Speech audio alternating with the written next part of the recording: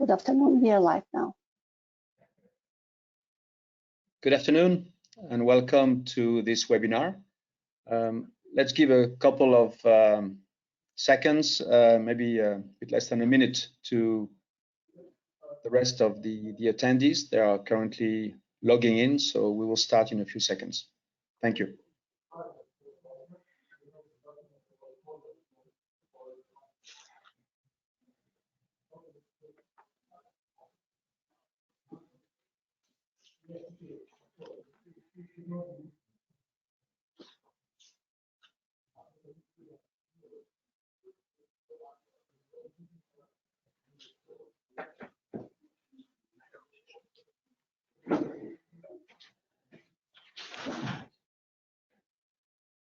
So I think we will kick off slowly.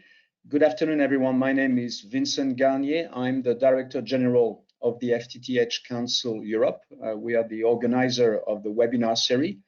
And today's session is titled Single versus Dual Box Setup, How to Make the Right Choice. This webinar will be presented by our partner, Iskrotel.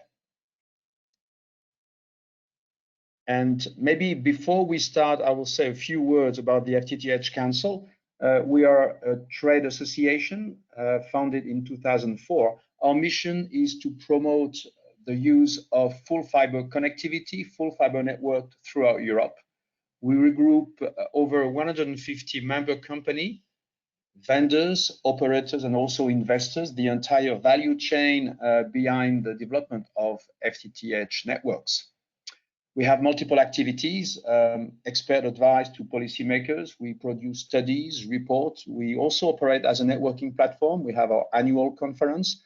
And like today, we organize a webinar to share with our audience some insightful element about our industry and the FTTH technology. So this webinar is part of a series of webinars we conduct more or less every month. We provide our audience with industry information, about market information from our members. You can access the replay of this webinar on our website, but also access the replay of all previous sessions. So don't hesitate to go back to the FTTH Council website to see all the replay of the previous webinar, but also subscribe and register to the next webinar, which will come in the future. And now maybe just some practical housekeeping information. As I said, the session is recorded. You will receive access to the replay via a link provided to you by email after this session. You can also immediately access the slide deck, which our speaker will go through. It's available in PDF format on the handout section of the platform. So you can go there, click download, and immediately have access to the PDF we are using today. Very important, this is an interactive session. At the end of the session, at the end of the hour, we will have time to take some of your questions. Do not hesitate to use the question box on the platform to type your question as we progress into the webinar. And we will take as much as we can this question at the end of the session. Those who have not been addressed for lack of time, we will address them later and go back to you by email. So don't hesitate to ask as many questions as you want. Every single of them will be addressed either live at the end of the session or later by email. So without further ado, let me introduce you to Mitya Golia. He's a business development director of the Iskrotel broadband business unit. He has a PhD in telecommunication engineering at the University of Ljubljana in Slovenia.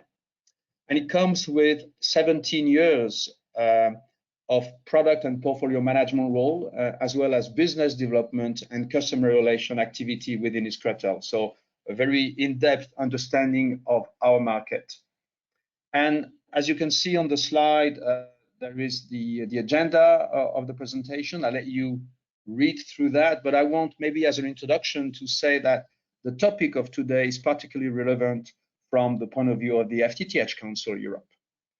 We see that in Europe, FTTH deployment reached a coverage of 50% in terms of home passed, but the penetration level, the number of households being connected to the internet on full fiber network is only 25%. It reflects a take-up of 50%. A lot still is to be made to convince households to subscribe to internet services based on fiber network. And one of the key elements is really the quality of in-home connectivity. It's all very good to bring 1 gigabit or potentially maybe 10 gigabit to the doorstep of the house. But what really matters is that the end device, TV, screen, iPad, tablet, receives the maximum of that available bandwidth. And this is where in-home connectivity plays a very big part. It's too often a bottleneck in the network, and that point should really be the focus for most service providers moving forward. And the second element which makes this session particularly relevant is that you will see that Mitja will bring that topic from also the perspective of the evolution of our market, where open access networks are developing very fast, and we'll point out what technology is best adapted to that situation, which requires flexibility between operators.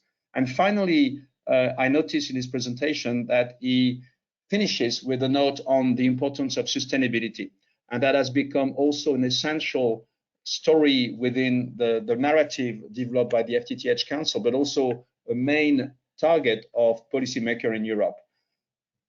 Telecom networks are essential enabler of the future sustainable society, but it's also important that our industry reduce its carbon footprint. So any small decision in terms of choice of technology can have a very big impact on how our network can be as possible sustainable.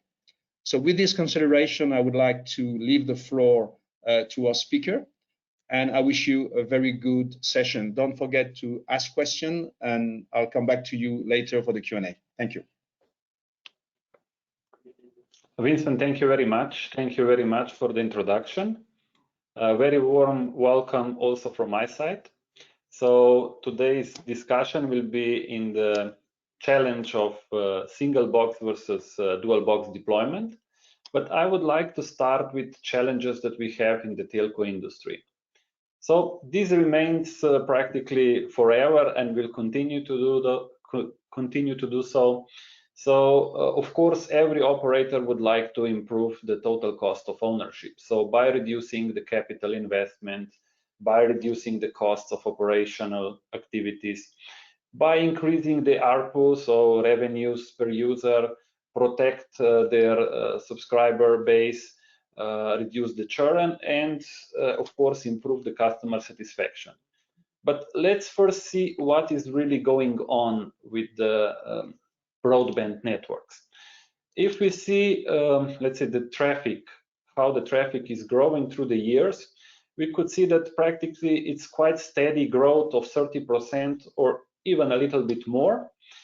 But one thing is also more important to see in this chart, that the majority of traffic is not consumed or produced by the personal computers like in the past, but it goes to the mobile devices. So the devices which typically connects through the Wi-Fi networks, wireless networks, and that means, like Vincent mentioned, also a big change in customer homes. So what kind of local network do we have inside of our homes? How we are consuming this bandwidth?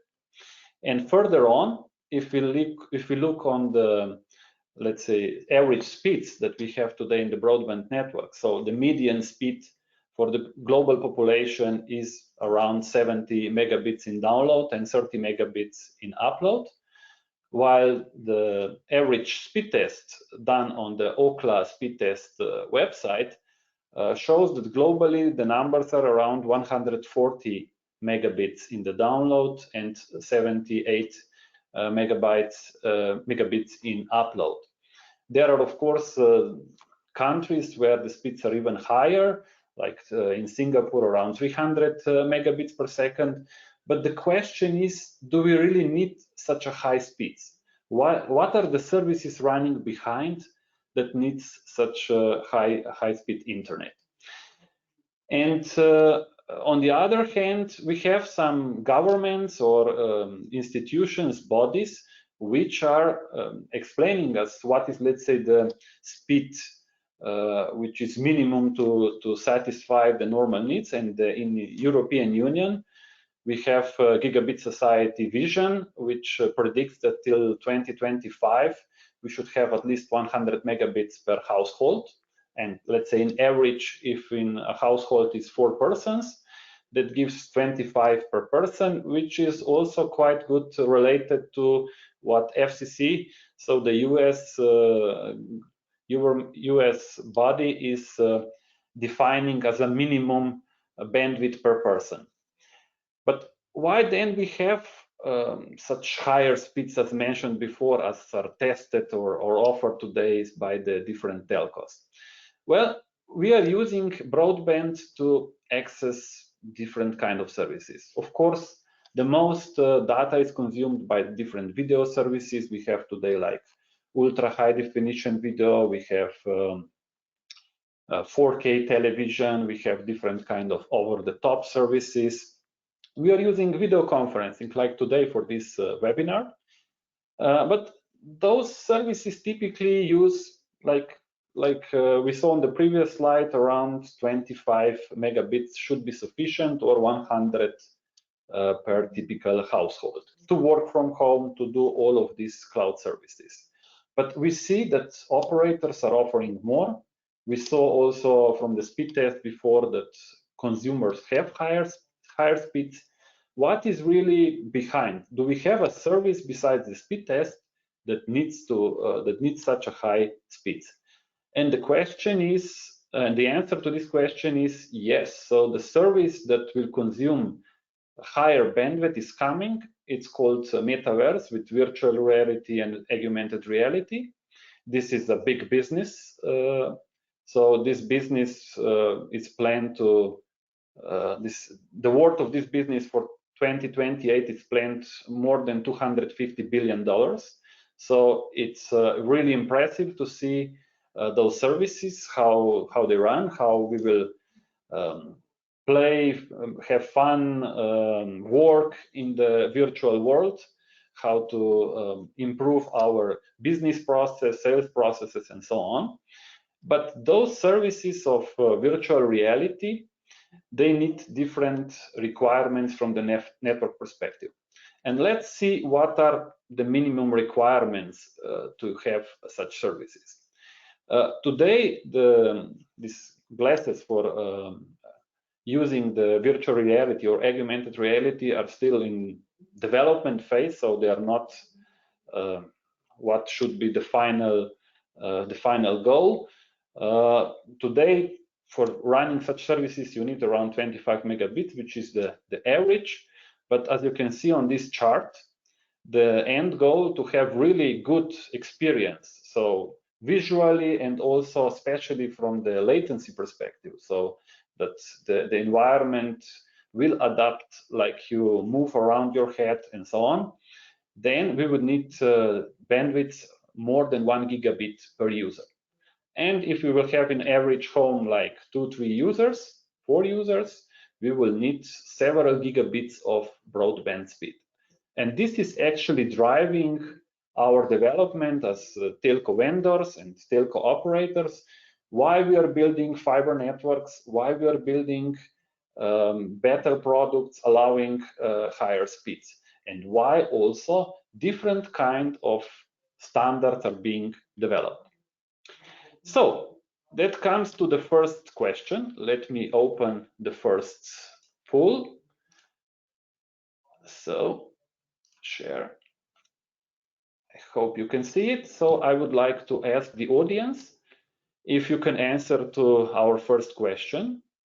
So do you plan to deploy 10 gigabit access technology in 2023? So if we have audience, so our guests from telco operators or from some other industry, or if you are just a normal broadband user, do you think you will use 10 gigabit technology or deploy 10 gigabit technology next year? So in the meantime that we are waiting to get some results, I would ask Vincent, so what is your opinion? What is FTTH Council thinking about adoption of 10 gigabit technology?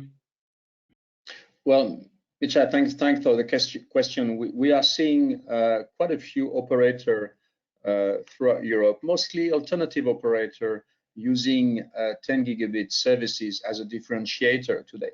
So, and we are also seeing increasingly 10 gigabit PON technology, XGS-PON, being gradually implemented. So I think it's no longer something of the future. It becomes something for today, at least in terms of infrastructure availability. So I think we have a little problem with showing the pool. So it's showing, but it does not show the results. So looks like there was a problem on my side. Perhaps I clicked too quickly. Anyhow, so okay, we will try to continue and answer on this later, or let's say discuss a little bit later. Let's continue with our presentation. We have two more pools, and perhaps later on we could share the results. So probably my fault that we close it a little bit too fast. Okay, if we continue, so I will continue with the technology trends and the evolution. So how the standardization bodies are answering to this topic of providing higher speeds. So in the access part, so the most used technology today is the PON technology, passive optical networks. And here we have very old technology, GPON is called, which is mainly used in different countries around the globe. This standard was developed way ago, but today the most actual technology, the most interesting technology is XGS-PON, which is, like Vincent said, is being deployed right now. It offers 10 gigabit symmetrical speeds, and this will be the main technology in the upcoming years to use. In the meantime, of course, the standardization bodies are developing already faster standards, faster technologies. So 50 gigabit PON is being standardized, and we plan that by 2024, this technology will also be mature enough to be used in real networks. And yeah, then also the migration will come to faster technologies. But as mentioned before, even more important are the technologies for the in-home connectivity. And Wi-Fi as wireless LAN is what I would say the most important technology. And that one is evolving also quite fast. So before we could see that different kind of standards were developing every 4 or 5 years, but recently, last 4 years, the adoption and the development of new standards has accelerated. And we have now Wi-Fi 6, which is the standard for wireless LAN, which is widely deployed. Practically, I know almost every operator is using now this technology. There is also a Wi-Fi 6E and extending to 6 gigahertz band, which is becoming interesting now on the market. And the development of Wi-Fi 7 started. Wi-Fi 7 standard also started. It's planned that this standard will be ratified next year or early of 2024, but we already see first chipsets being available or developed right now. And if we go a little bit in some details of those two latest standards, Wi-Fi standards, so Wi-Fi 6E is actually using the same technology in principle as Wi-Fi 6. It also only extends the band. So besides using the 5 gigahertz band, which is normal for previous version of Wi-Fi, now we have available also the 6 gigahertz band.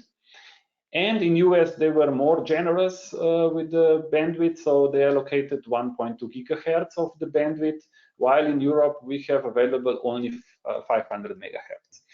And since this spectrum is quite clear, we expect very good performance of the devices using Wi-Fi 6E. As mentioned before, also Wi-Fi 7 is being developed. It brings the even higher capacity, wider channels, better modulation, even more spatial streams. But one, let's say, one technology used in this Wi-Fi 7 is very important, or the most important is so-called multi-link operation. What is this? This is a service, as you will see on the next slide, that really helps to improve the robustness, the capacity, and also reduces the latency significantly. So how this multi-link operation works? So in the past, or let's say current technologies like Wi-Fi 6, the device communicate only in one band at the same time. So if the device is connected on 5 gigahertz band, then it's communicating only on the 5 gigahertz band. With Wi-Fi 7, the devices could establish separate channels, so on 2.4 giga, on 5 giga, and on 6 gigahertz. And this will, of course, significantly boost the speed. But even more, so since today, if the device wants to switch from one band to another, this takes some time, roughly around half a second. By using multi-link operation, this switching is practically instantly. So we are talking less than 1 millisecond. So this will also significantly reduce the latency, and therefore Wi-Fi 7 will be one of the most important technology for using metaverse services as presented previously. Okay, now hopefully this pool will go on. So let me open another pool. So I have to click just once. So now you can see it. So the question is, do you use Wi-Fi 6 technology already today? So I have a couple of devices at my home. Vincent, how about you? I'm afraid I'm not very well equipped in terms of Wi-Fi 6. But how is it going on your side? Do you see a real shift towards Wi-Fi 6 compared to the previous technologies? Yes. So from Iskratel perspective, we are a vendor of different CPE products, and I have to say that, for example, last year Wi-Fi 6 was representing, I don't know, 20% of, let's say, our sales. But this year, this shift was really significantly, and it's coming to half or even more than half of devices that we will ship will use Wi-Fi 6. So the transition is really taking place this year, and yes, it's going very fast. And as mentioned, so we already see some interest for Wi-Fi 6E. So extending to the 6 gigahertz band. Next year, I think first products, let's say first demand is expected on the market. But we expect for each of these new standard, the adoption rate is shorter. So if before we needed, I don't know, 2-3 years that the new standard became to prevail the market share, now this time has reduced significantly, and shift can come already in 1 year, 1.5 years, so something like this. So it's really going much faster. So maybe, I can see maybe triggered also with with the pandemic and the importance of quality of in-home connectivity for many households. Sorry, let you reveal the result of the poll. Okay, so the audience is voting. I think we collected majority of the votes. Let's see the results. So, okay, so what we have, 55% answered yes, 30% no, and 50% they don't know. Okay, so yeah, this I would say it's quite related to our sales numbers. So it's really becoming the main technology in Wi-Fi as we expected. Okay, let's continue with our presentation. Maybe just a reminder that questions are more than welcome. So please don't hesitate to use the question box to ask questions. This is to give our presenter the opportunity to drink a little bit. Yeah, please send your question. We will address them at the end of the session. Thanks a lot. Okay, and now to the main topic of today's presentation, so single box and dual box deployment. So what is this? So, and what we have to consider. So when we are talking and comparing different kind of approaches, so we have to consider a couple of things that were presented before. So what is the typical lifetime of technology? And if you saw before, for example, for the WAN technology, when we compared GPON and XGS-PON, it took more than 10 years that we switched from one technology to another. On the other hand, in the home connectivity, we saw that Wi-Fi standards are evolving much faster. So every 2 years now we will have a new Wi-Fi standard. I just read an article already describing what technologies are considering about Wi-Fi 8. So some engineers already started to working on this. But there are also other aspects. So we have to see what kind of functionalities for the home networking we will use, where these functions will be run. So like this layer 2, layer 3 functions. So also we have to consider some regulatory aspects like open access networks, which are defining that a clear separation between a network and service provider has to be done. So let's see some of those challenges a little more in details. In the single box deployment is very simple. We have the access technology, like in this case, the GPON technology, and just one device at customer home, so a home gateway. If we have a dual box deployment at customer homes, there are two devices.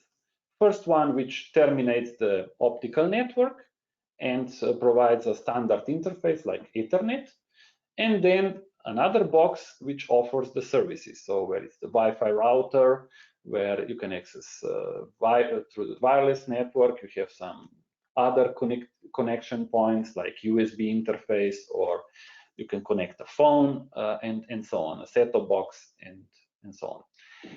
The third part of dual box deployment is also a scenario where, as mentioned before, we have so-called open access network. So this separation between network providers and service provider, when one network provider builds the network, and then different service providers, ISPs, are offering different services to the end users. And here, typically, there is a dual box approach, because the service provider box is being managed by the service provider, while this network termination is being managed by the network provider. Okay, so if we compare single box versus dual box, both options have pluses and minuses. With single box, sure, one box is always cheaper than two boxes. That's the fact. So the costs of single box are lower.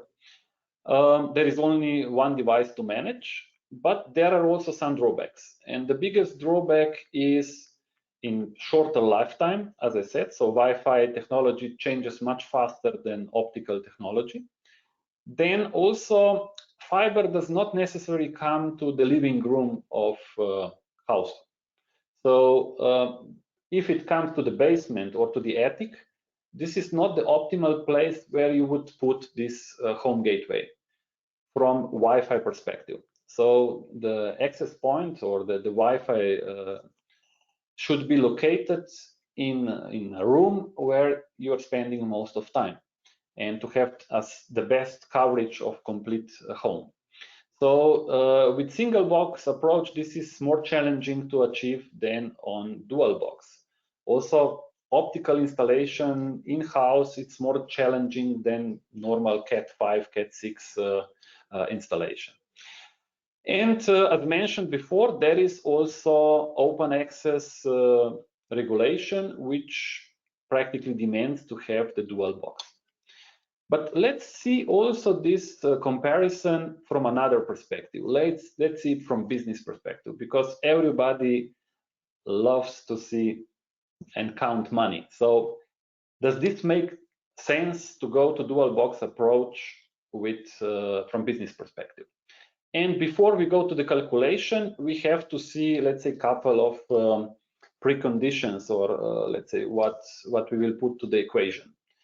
One technology we see in the past that it changes every 10 years on average. Okay, let's say that XGS PON will be shorter than GPON, that 50 gig PON will come sooner, so let's say between 7 and 10 years. While the LAN technology, especially Wi-Fi, here changes much faster. So we saw from new standards are coming every 2 years, but let's put on average 3 to 4 years between we will have to change the device because of the Wi-Fi technology. And then let's make also some assumptions about the pricing. So let's say that a simple network termination, a bridge, costs 1 unit. So later on you can enter here your exact numbers. So and that a home gateway, a Wi-Fi router costs about 2 units, so it's twice more expensive than a simple bridge. While the device, so home gateway, which has also the optical interface, costs 2.5 units. There is also important to know what is, let's say, or assume what is the cost of installation at customer home. So how much a truck roll or a visit of engineer or technician at subscriber's home, how much it costs. This varies a lot. So there are countries with more expensive labor force, there are countries with cheaper labor force, so the numbers can vary. But let's see how this looks like if we put these numbers to the equation. So if we have a single box deployment and we say every 3.5 years, we will have to replace it because a new Wi-Fi standard will come. So, and this is, let's say, our CapEx investment cost. If we add here the dual box approach, where we have to change the first box, so the converter, every 9 years, and we are replacing the Wi-Fi router the same time, so every 3.5 years, we can see that the capital investment is practically very similar. There is not much difference. But if we put in this equation also the operational part, so when replacing the optical unit, you cannot send the device by post, but a technician has to visit a customer and replace the device because it's a sensitive technology of optical connectors and so on, and there is a necessary truck roll in this case. So if we are comparing this with dual box approach, where the Wi-Fi router can be distributed by post or by some other service, and you don't need to send your technician, the difference becomes more obvious. And this is actually the main benefit why operators are considering for dual box. There are, of course, also other points as mentioned before, so regulatory, Wi-Fi, and so on. But business, of course, is the most important. Of course, here, if you have different numbers, you can put different number to this model and calculate your break-even points. But we can see that dual box approach is really more cost efficient from the total cost of ownership perspective. But there are other aspects. It's not just business, and I think we have to open also the sustainability aspect. We did a great step forward with fiber networks, which are really using much less energy than previous copper-based technologies, or even point-to-point optical networks. So this carbon footprint is reducing significantly with latest fiber technologies. But more important is also if we look at it from this single box versus dual box approach. if we can prolong the life cycle of the equipment, such in the dual box case, so the optical termination unit remains in the network not just for 3.5 years, but for 10, 15 years, and you're replacing only the parts that needs to be replaced, not everything, then we can do something also for the environment. And this reduces the electronic waste. So we know that European Commission already defined some guidelines what to do to reduce the electronic wastes. For example, changing the chargers for the mobile phones to USB-C, that will be only one type used, and already from that great savings is planned to achieve.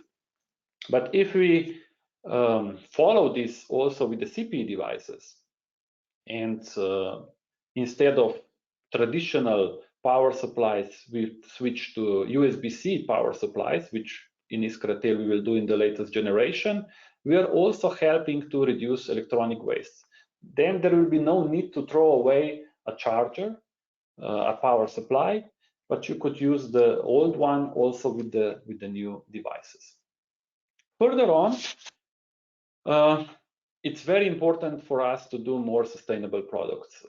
How to reduce power consumption with some energy saving mode, like switching off Wi-Fi during the night if you don't need it, using recycled materials for plastic housing, or designing the product to be recyclable so that it can be easily disassembled and the materials used for further on.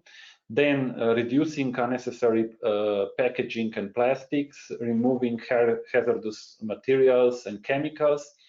And in Iskratel, we are doing already in this direction. So just for an example to show, we have developed a line of Wi-Fi mesh access points where the housing is made of wood.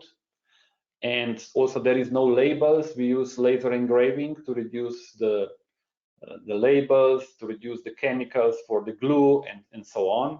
Then also for the packaging, we use hay or straws to for this inner buffer to hold to protect the devices, so that really all the material is biodegradable.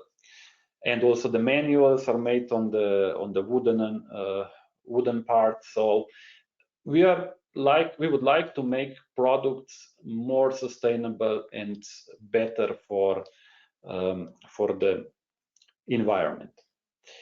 Okay, and there is also one more initiative Iskratel wants to do in this direction. So already in the FTTH Council in Vienna in March this year, we introduced our initiative to mark the telecommunication equipment with labels known similar as in the white goods industry, so in your refrigerators or so on. So to have a sticker where very simple way it will be shown how much energy does device consume and how good is comparing to the others, or to let's say some in the industry standards. And we would really like to encourage also the industry, the other vendors, the telco operators to support this initiative, because we think it's in benefit of all of us to have really clear indication how much energy the devices are consuming. And we have come to the pool number 3. So the third question, let me open a new one. Okay, I hope you can see it. So the question is, what would you be willing to pay more for an environmental friendly sustainable product per unit? So it's a question. It's not just for the telco operators, it's also for you as a consumer.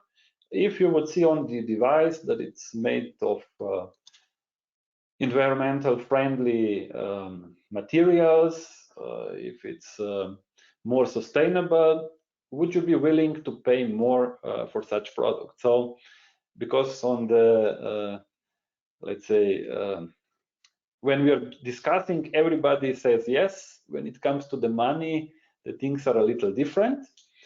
So Vincent, any comment from your side? Sustainability is important for FTTH Council, yes? Absolutely, it's crucial at two levels. First of all, we have a lot of data showing that fiber network are by far the most sustainable access network technology.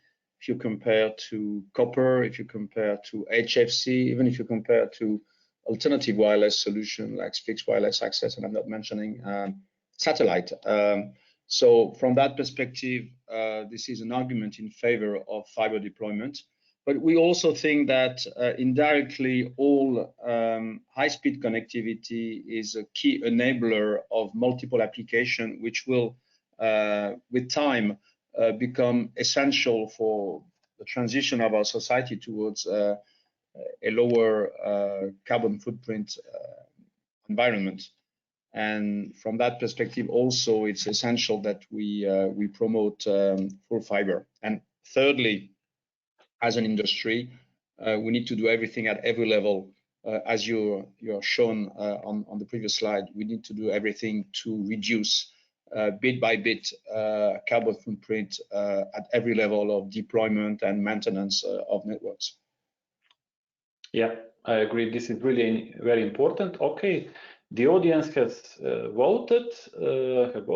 Let's see. Let's close this and share the result.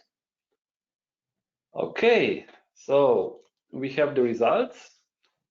I'm glad to see these results. So 52% would pay €5 more for a more sustainable, eco-friendly product. This is really, really good. So I have to say I'm a little surprised because in the current discussions, when we as a vendor offer to several operators different options, you know, the procurement officers, they have different KPIs than the sustainability or the management, which on the corporate level many times say that they want to be environmentally friendly, but yeah, procurement has many times different KPIs. Okay, this is really good. So glad to see these results. So I think it's important because you know, at the end, even in a short term, it costs a couple, not even euros, so it could be cents more many times, but we are doing really much more for the environment, for the energy crisis. So and this is really an important issue. Let's continue. Okay, with the slide deck. And yeah, we are practically coming to the end of this presentation part. So I have just a couple more slides about Iskratil, S&T Iskratil company. So what do we do? And briefly, a couple words about us. S&T Iskratil is a company located in Slovenia, headquartered in Slovenia. It has a little less than 1,000 employees. Very long history, 75 years we are present on the market, and we are offering different kind of solutions for the ICT industry. Globally present in more than 50 countries around the globe, and yeah, our technology is being used by more than 100 million subscribers. And what exactly do we do? We have different kind of products, but the main products are from the central office under the brand name of Iskratil Lumia. These are the OLTs mainly, so the optical access.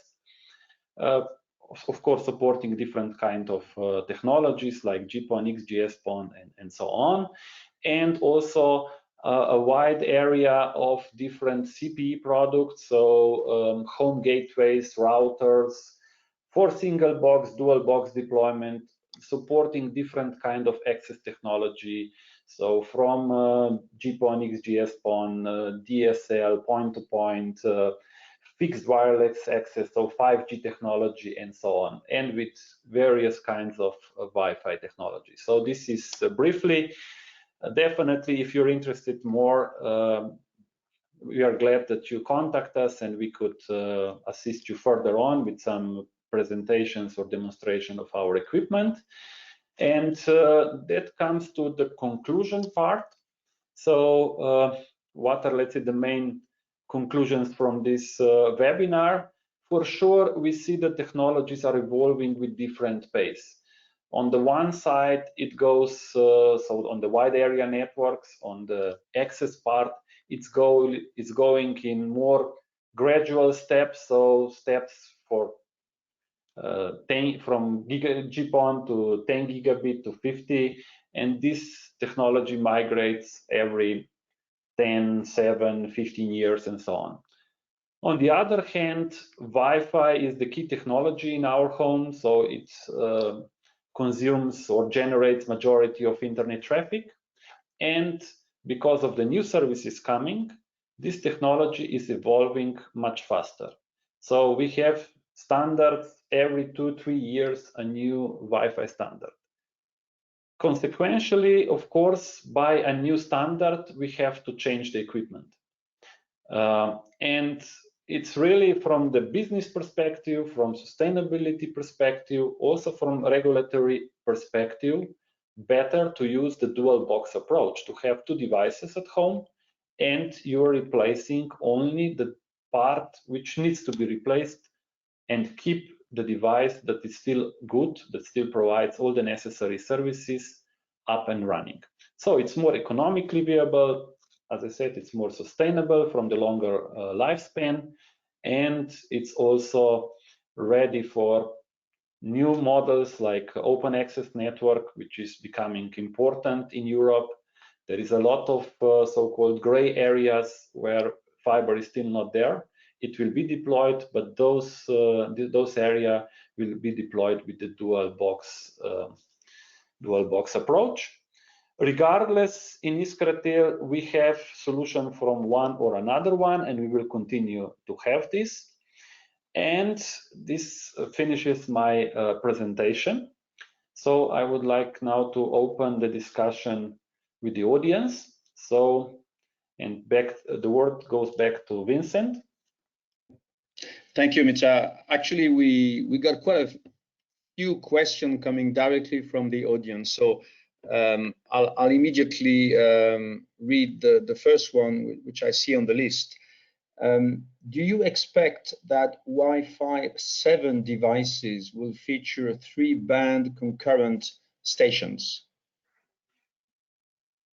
Yeah, Wi-Fi 7 technology supports concurrent operation, this multi-link operation, and it really makes sense to use Wi-Fi 7 also in the 6 gigahertz band. Why? Because if you noticed before, Wi-Fi 7 brings also wider channels, 320 megahertz channels, which practically we have only one such channel on 5 gigahertz band, non-overlapping, while on the 6 gigahertz band we could have 3 of them. So it's practically mandatory to use also 6 gigahertz band with Wi-Fi 7 technology in order to really make the benefits and higher speed. So my answer would be yes. So we expect to have tri-band devices with Wi-Fi 7, supporting Wi-Fi 7 technology. Okay, I have another question from Michael. Regarding MLO, could you clarify about band switching and latency? What use case requires band switching?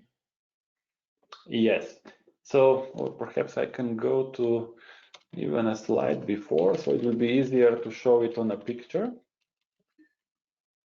Okay, let me have it here.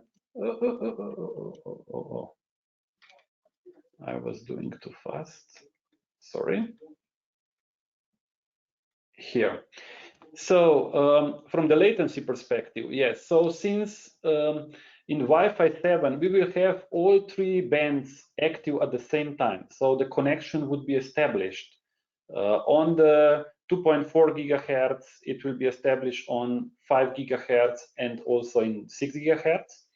Then using one, if the capacity on one band is available, on let's say other bands are more occupied, then using that one will not require a switching from one band to another like today it is. So today when you have this so-called band steering function. This band steering function needs some time that the client synchronize to another frequency to authenticate, to authorize, to establish the connectivity. This typically takes half a second, even with fast roaming, perhaps, I don't know, 120, 200 milliseconds.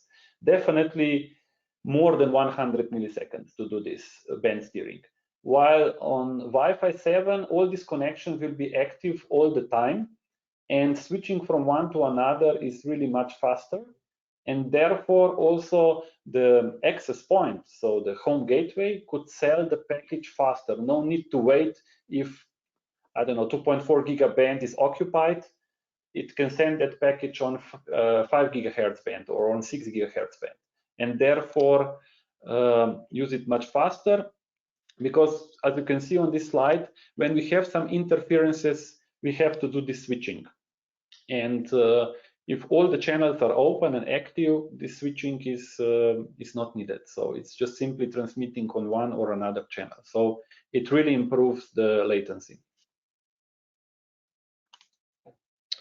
Thank you. Henning is asking you, isn't open access a lot easier if the service provider can access the fiber information in a single box scenario, as well as via, I'm quoting TR069, for example? In a dual box scenario, service provider is blind on the network side. True. So when we have the dual box scenario, there are two devices to manage. That's a fact. One, if we have one device, there is one device to manage. That's fact. However, if we look at from also another perspective on this side, so interoperability between different vendors, it's much better on dual box approach than on a single box. While the simple bridge ONTs, so these network terminations, are much more interoperable between different OLT vendors than the single units, the home gateways. Why? Because the OMCI protocol, which is used for the managing of PON devices, defined very good this basic part of network management and put a lot of space open for more advanced functionalities. From IP version 6 to different applications running, this part is always vendor specific, and therefore interoperability is very challenging. So to answer this question, it's yes and no. From first perspective, it looks like much more simple to manage just one device, but in real cases, when we have the interoperability, so when an operator typically wants to have different vendors on the CPE and OLT side, dual box approach is actually helping to improve this. So it's easier to manage, and then use tier 069 just for the second box management. So these are, let's say, real hand experiences from the market. And what about self-installation? Question from Jan. Self-installation. What do you mean? Can you repeat? I don't know. I mean, it's a very short question. And Jan mentioned, what about self-install? I guess it's self-installation. Okay. How easy it is to set it up, maybe? When we come to optical connections, there are several rules we have to follow. So optical connectors are more fragile. You should not touch them by your hands. It has to be clean, no dust, and so on. And typically, and also, okay, you should not look to the optical connector if there is a signal on. This is something which operators typically don't trust average end users to install optical devices by themselves. So it's practically mandatory that this is done by a technician, a network technician that comes to your home and connects optical device.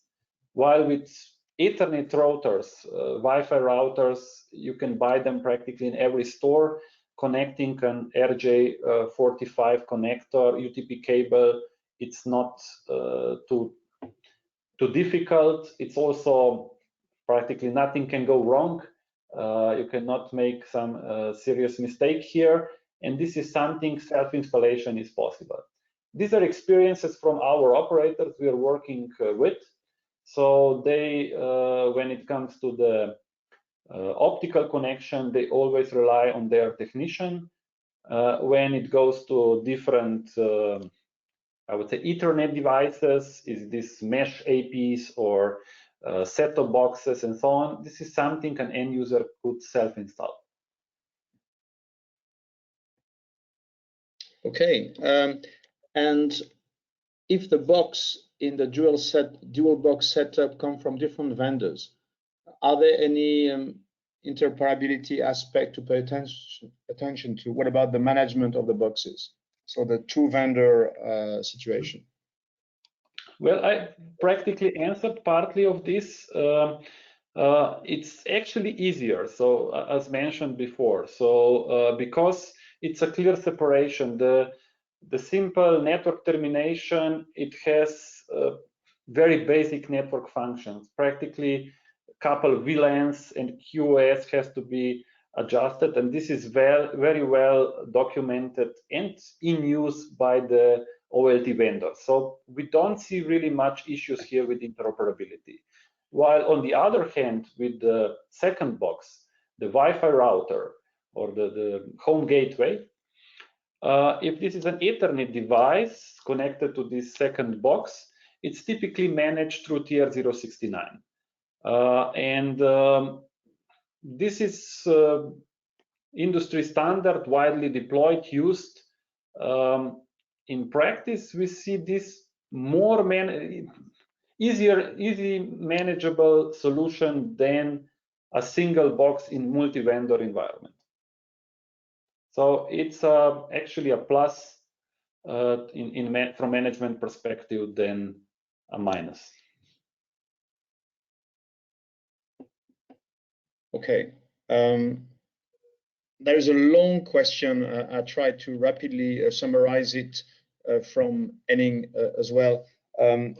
Questioning that a two-box solution could be more effective in terms of energy consumption versus a one box. If I understand well the question, and could you maybe reconfirm how you calculate impact from that perspective? Okay, yeah. So, okay, basically looking, so the energy consumption of two boxes versus one box, pure energy consumption that we are talking about, then it's probably a slightly higher power consumption of two devices than one. But the main effect comes from the sustainability perspective, from the prolonged life cycle. So it's a bigger challenge today producing electronic wastes. And this is, I think, the main point here of the sustainability, not the pure energy consumption, but that the optical device can stay in your network for 10, 15 years instead of replacing it in a single box scenario every 3-4 years. And then much more electronic wastes are being produced, and this is, I think, the main approach towards this carbon footprint, and not the pure energy consumption. Okay, thanks a lot. And maybe if you can answer well, I think we're running out of time. I just want to mention two comments which are not questions, but which were left by participants. Andrea is just want to say thank you for the very interesting webinar. And same comment from Peter, thanks for very interesting content. So I hope most of you in the audience enjoy the information. Once again, you'll receive the replay. You can also download, during the last seconds we have left for the session, download the presentation. And I'm sure, if there are additional questions coming from the audience, we will forward them with pleasure to you. Maybe a few words of conclusion, because I think we have covered quite a lot during that session. I'll let you the floor for the wrap up and the conclusion. Yeah, also from my side, thank you very much for the attention. I hope this webinar was interesting. As mentioned, so also for this calculation of total cost of ownership. So if you have different numbers, put them into, let's say, this proposed methodology, and you will find your break-even points. We did some average estimation between GPON and XGS-PON technology, and try to, let's say, the price of the products that we used in this calculation. Of course, every operator has different kind of exact pricing. The point is in the model. So in the model, you should calculate as well the operational costs, and then to see where is the break-even point for you. It's completely okay if you in your network continue to work on a single box approach, if this fits you better, if this fits your strategy. As I said, in Euskaltel, we will continue to produce also the single box home gateways, but we see a trend that is backed up by economic calculations, is backed up by sustainability, is backed up by regulatory influences, and this is a shift towards dual box approach. So I hope it was useful for you. I would also kindly invite you to see some of our websites or our, let's say, social medias, and we will continue to do the webinars, hopefully also continue to do with great partner of FTTH Council, and hope to see you again on our next webinar. Thank you.